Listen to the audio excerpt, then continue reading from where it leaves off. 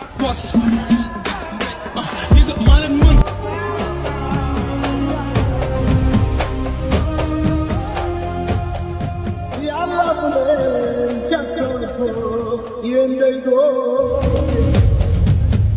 Considérant que M. Ousmane Sonko ayant recueilli la majorité absolue des suffrages exprimés, il y a lieu de le déclarer élu président du parti Pastef des Patriotes pour un mandat de 6 ans. Pour la première fois, les patriotes se réunissent en congrès. C'est le congrès historique. C'est notre élan décisif pour protéger la révolution citoyenne. Aujourd'hui, le parti entre dans une nouvelle séquence.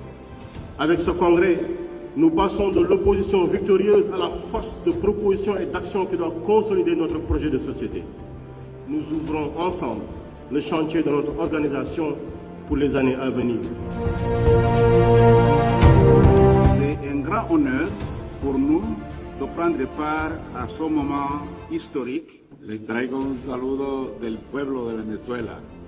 Je vous transmets les salutations du peuple de Venezuela. La Mauritanie et le Sénégal sont liés par une histoire commune, une géographie partagée et des relations humaines profondes et anciennes.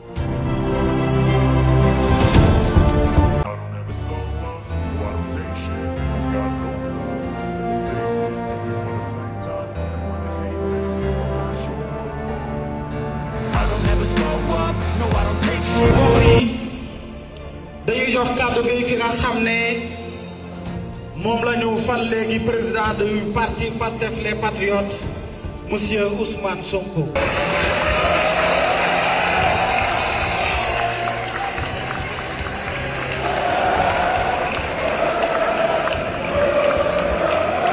Je veux d'abord vous remercier du fond du cœur pour la confiance renouvelée que vous venez de me témoigner en me reconduisant à la présidence de notre parti.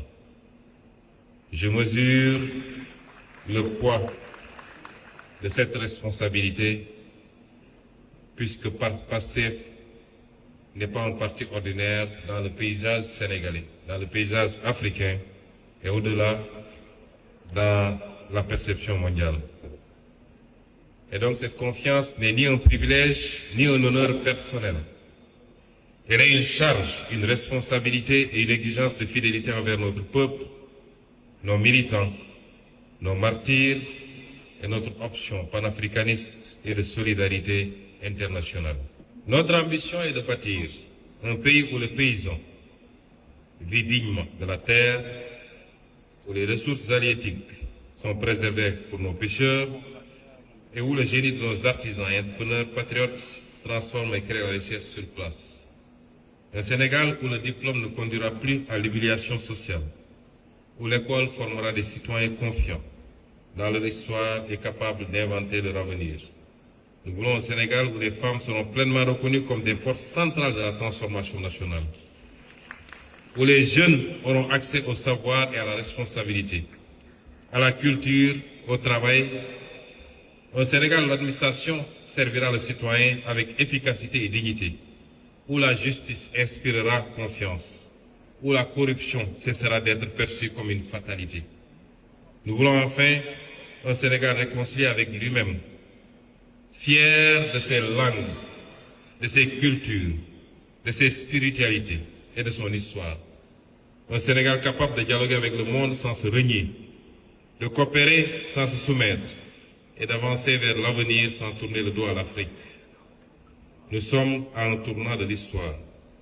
Les générations futures nous demanderont si nous avons eu le courage d'aller jusqu'au bout. Oui, et nous le demanderons.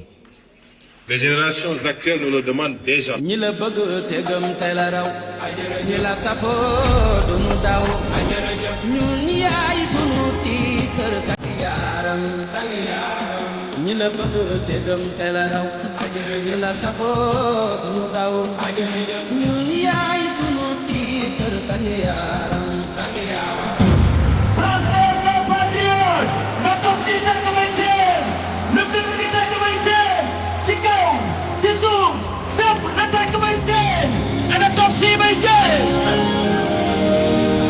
Ousmane Sonko bu génnee ak mbooloo xanaa yéen ñoom ngeen jot booy wax doo wax lu logique da ngeen a mën a attaqué sax ay ngir la bay attaqué Ousmane Sonko kii dafa dox yow ngëroo.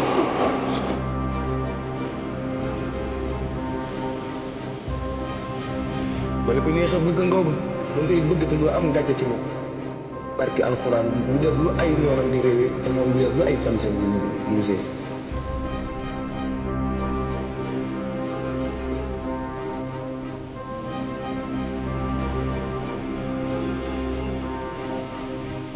barki alxuraan waaye kii nga ne ko nit di xool di ko bañ yaa sell yaa gore.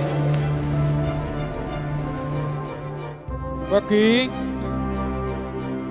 Pastef est avant tout une idée et on n'assassine pas une idée, on ne tue pas une idée.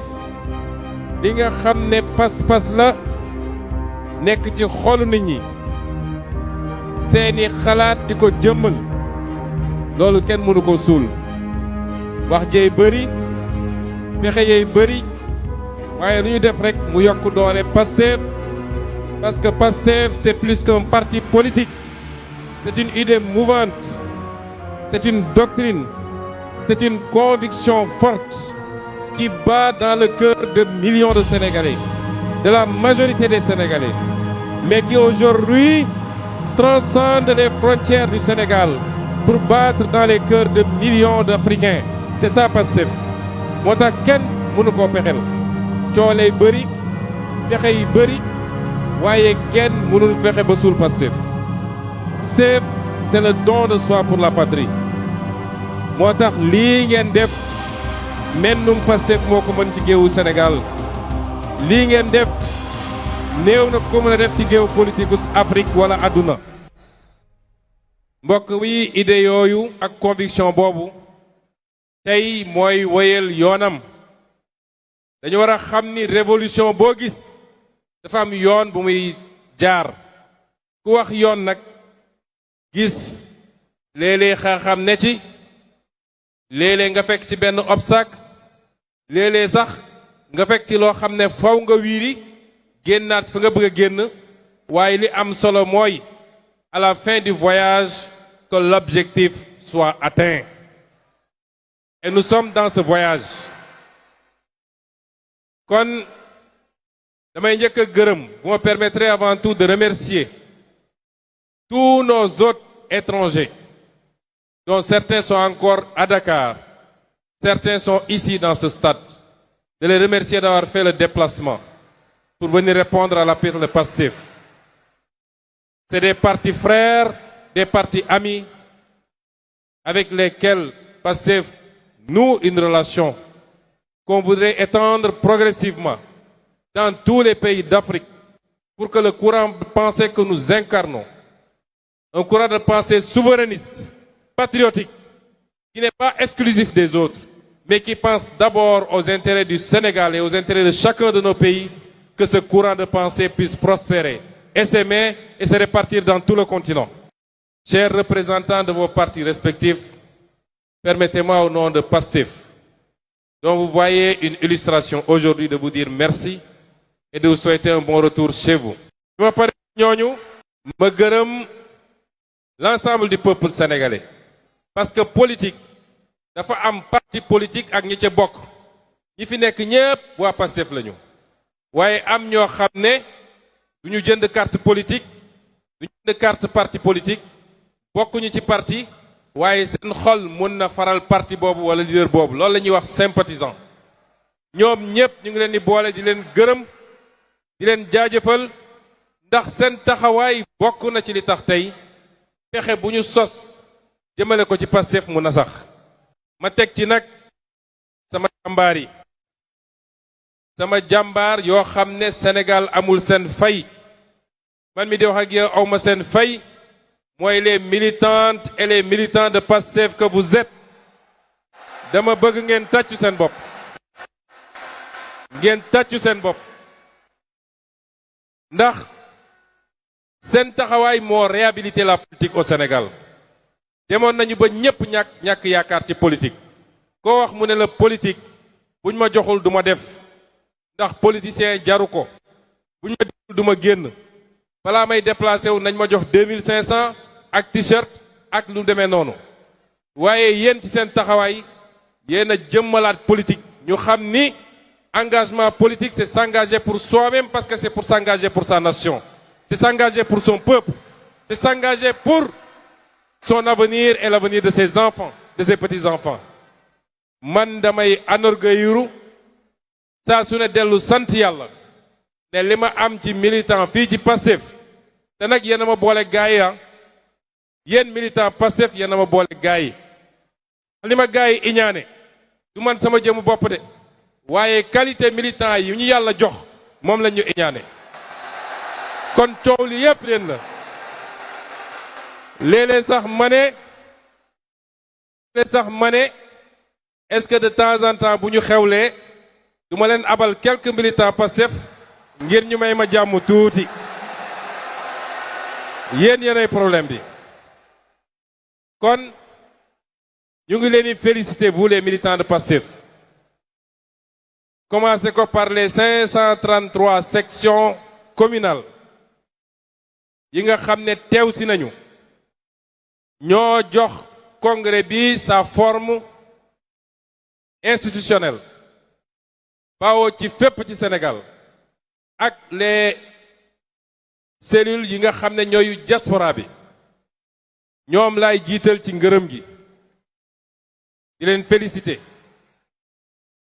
teg ci nag mboolem seen militants yi coordination départementale yi section communale yi les cellules dans tous les quartiers dans tous les villages du Sénégal ñi nga xam ne ñoo nekk au niveau central le bureau politique le conseil national le COMEX les secrétariats ñoom ñépp seen taxawaay rafet na c'est vous qui faites Pastef c'est vous qui faites la fierté de Pastef kon ñu ngi leen di gërëm leen wax ni nag ñun dañ ñoo yeewi ñun ak yéen désormais weer wu ne semaine bu ne ak suñuy programme politique le PROS est de retour parmi vous et le Sénégal va trembler parce que réew mi ñun ñoo ko moom politiquement ñu ngi leen di gërëm leen sant